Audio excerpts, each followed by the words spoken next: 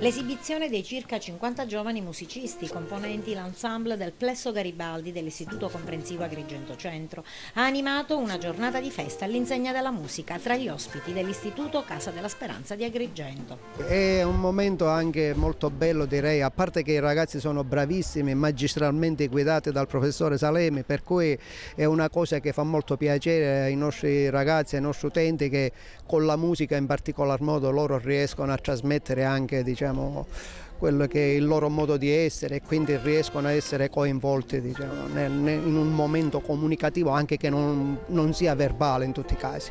Quanto la musica incide in questi momenti di stimolo per i ragazzi ospiti di Casa della Speranza? La musica è fondamentale, è un fatto universalmente riconosciuto.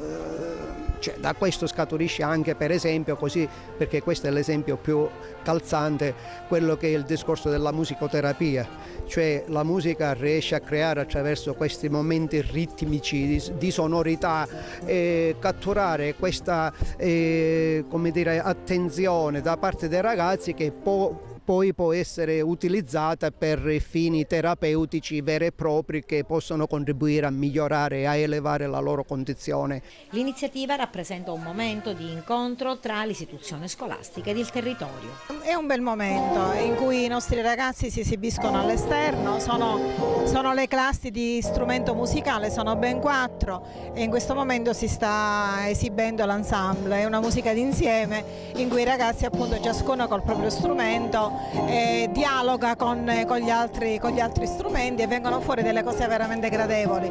Il rapporto col territorio per noi è fondamentale, abbiamo vinto dei premi, il concorso Terpe, l'ultimo a Caltanissetta addirittura il primo premio come ensemble. Certo, siamo soddisfatti, perché non dirlo, e i ragazzi